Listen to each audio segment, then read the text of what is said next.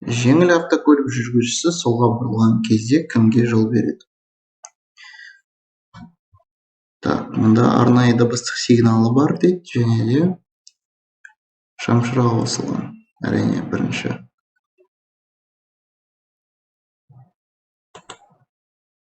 Полиция, сосын біз өтеміз, сосын барып автобус өтеді.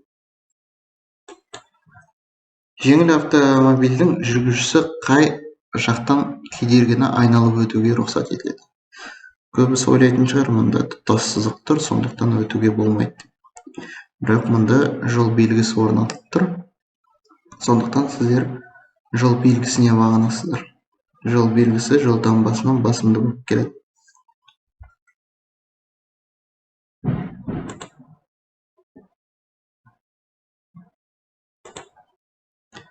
Қиылыстан солға бұрылған кезде ақ автокөлік жүргізушісі.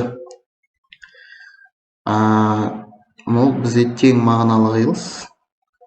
Біздің оң жағымызда қызыл көлік және мына көлік. Сондықтан біз соңғы болып өтеміз.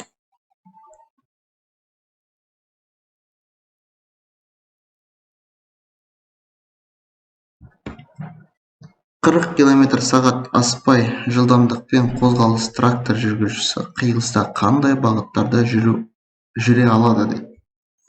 Енді жылдамдығы 40-тан төмен болса, бұл трактор солға немесе кері бұрылып кету керек. Солға немесе бұрылу дейді. Мұнда кері бұрылу деп толықтыру керек сөз.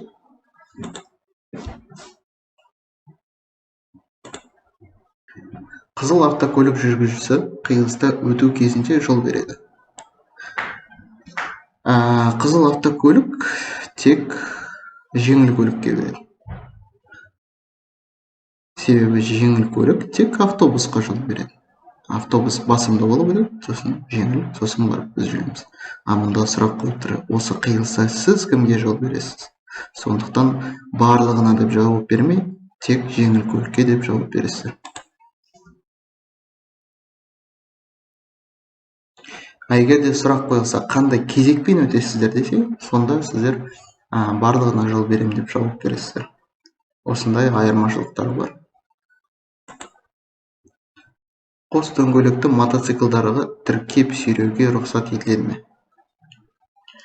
Тыйым салынады. Көлік құралын 4 сағат бойы жүргізген кейін үзіліс тиіс, ұзақтығы 30 минут. Жеңіл автокөлікке көрсетілген жерде тоқтауға рұқсат етіледі ме? Мәжбүрлі тоқтау кезінде рұқсат етіледі. Негізі автомагистральда тоқтауға, шегінуге, кері бұрылуға және жылдамдық 40-тан төмен болса жүруге тыйым салынады. Және де мәжбүрлі болған кезде артына авариялық белгі орнату керек 30 метр ара қашықтықта. Сурет бойынша кішкене дұрыс болып тұрған жоқ. Көлік жүргізушісі кезінде жыпылықтаған көк және қызыл шамшырақ басымдық береді ме? Әрине береді, дыбыстық сигналы орнатылса. Ақ автокөлік жүргізушісіне көрсетілген жерде жолаушыларды отырғызу рұқсат етіледі ме? Әрине рұқсат етіледі, себебі бұл белгі тоқтап тұруға тыйым салынады. Тоқтауға болады. Осы жағдайда қай автокөлік жүргізушілері тұрақ ережелерін бұзды? Тұрақ ережелерін бұзды. Так. Тек. Енді бұл жерде автобус пен жеңіл көлік қызыл. Сонда жүк автокөлік және қызыл көлік жүргізушісі деп жауап береміз. Жақсы.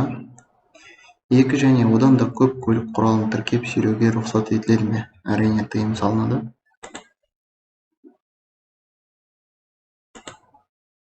Осы жол белгісі қалай аталады? Бізде жағажай және бассейн.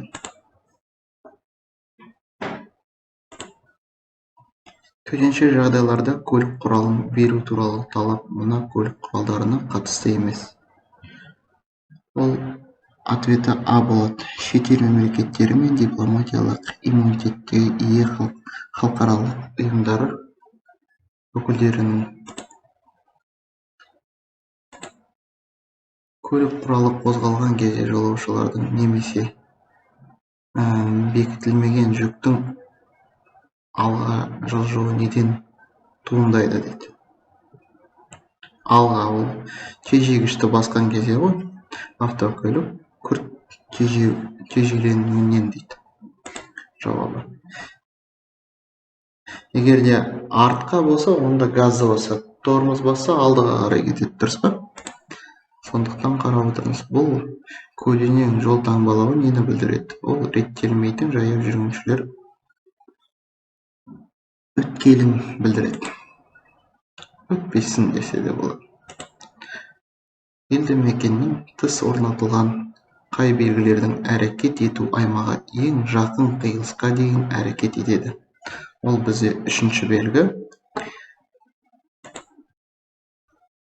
Келесі қиылыстан кейін бұл белгінің күші жойылады. Жүрек ұстамасы немесе тыныс алу жағдайда не істеу керек? Енді бұл жерде мамандарды шақыру, жүрекке тікелей емес массаж жасады, тыныс алуды алмастырып 30-да 2 жасау керек. Көрсетілген қай белгі әрекет ету аймағында тек жол көлік оқиғаларының алдын алу үшін дыбыстық сигнал беруге рұқсат етіледі? Бұл бізде 1 мен 3.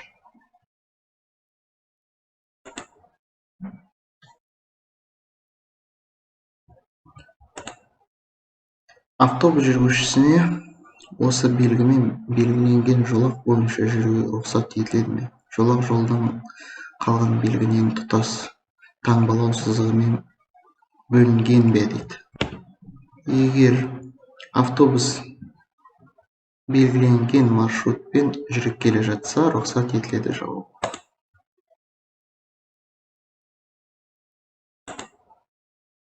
Тежеу жұмысын жақсарту үшін жүргізушіге не ұсынылады? Не ұсынылады? Жауабы мында. Тежегіш басқышын кішкенеден басу арқылы тежеу. То есть медленными нажатиями на педальды.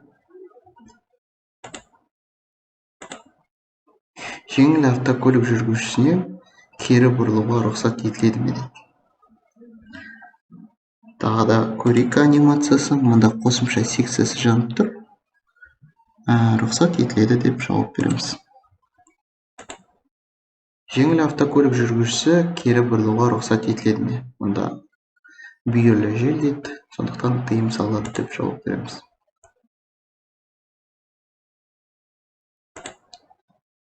Көлік жүргізу кезінде жаңбыр жауа бастаса, жүргізушіге қандай кеңес беріледі? Жылдамдық азайту, аса мұқият болу, жаңбыр күшейген бірдей жылдамдықты жүре беру, жаңбыр мүмкіндікше аз уақыт жүру үшін жылдамдықты арттыру. Әрине, бұл жерде жылдамдықты азайтып, аса мұқият болу. Осы жағдайда ақ автокөлік жүргізушісіне елді мекенде жолаушыны отырғызуға жүзеге асыруға рұқсат етіледі ме? Сұрақты былай қойса болады ғой. Осы жерде тоқтауға бола ма деген сұрақ. Елді мекенде екі жақты жүріс жолында егер үзік-сызық болса, сіздер сол жақта да тоқтауларыңызға болады.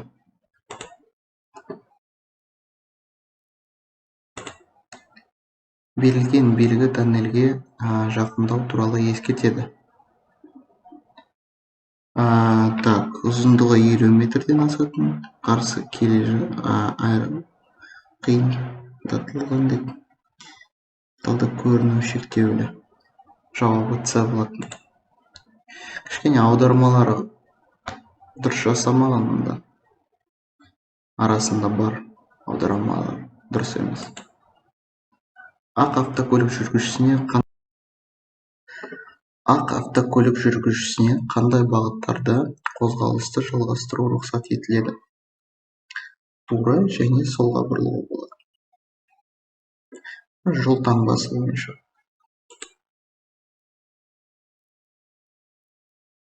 Ол уже түсінікті.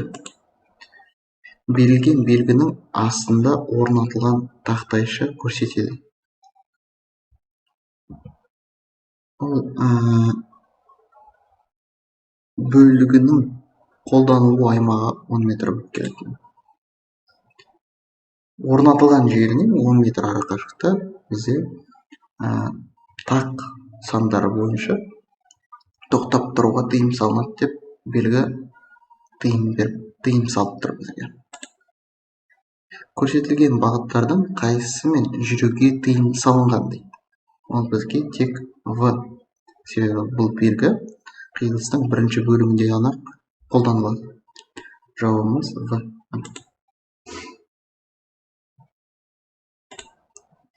Қандай көлік құралдары БЕ санаты жатады? Ол салмағы 750 кг-нан жоғары болу керек. Онда жауабы мынау. Санат тіркемесі бар көлік тіркеменің рұқсат етілген ең жоғарғы салмағы 150 кг астам. Автокөлікті басқару кезінде не болып жатқанын барлығын бақылауымыз қажет. Автокөлікті басқару кезінде не болып жатқанын барлық бақылау қажет дейді. Айналасы бойынша қарап өтіп.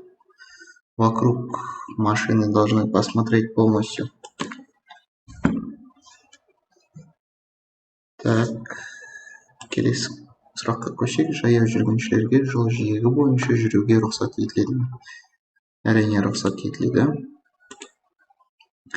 Бағдаршамның рұқсат беру сигналы қосылған кезде жүргізушінің оңға бұрылуы мүмкін бе?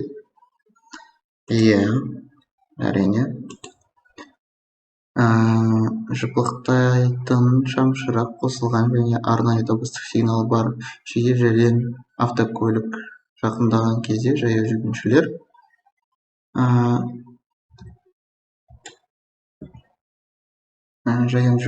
жол беру керек. Осы жол белгісі не білдіреді дейді. Автомагистраль аяқталды деген. Қызыл автокөлік жүргізушісі қиылыстан өту кезінде жол береді. Ешкімге жол бермейді. Басты жолдың бағыты бойынша жүріп жатыр. Осы участоктеде басып озуға рұқсат етіледі ме? Егер де қиылысқа дейін үлгерсеңіздер, онда бұл белгіде рұқсат етіледі. Бірақ қиылыстың өзінде тыйым салынады.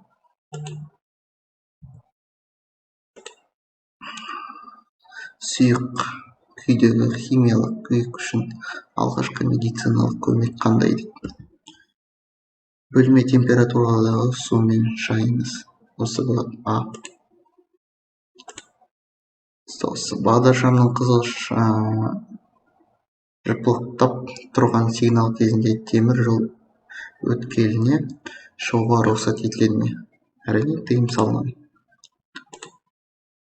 Қандай көлік құралдарына тек оңға жүруге рұқсат? Салмағы 15 тоннадан жоғары көліктерге ғана оңға жүруге рұқсат. Ол жауабымыз бізде Б болады. Сонымен құрметті оқырмандар, қарайық результатты. 40-тан 40. Өте жақсы. Көрді ме? Тіркелуді ұмытпаймыз. Лайкты басыңыздар, комментарий жазыңыздар. Достарыңызбен бөлісіңіздер бұл каналмен. Кім емтихан тапсырып жатыр. Келе жатқан жаңа жылдарыңызбен.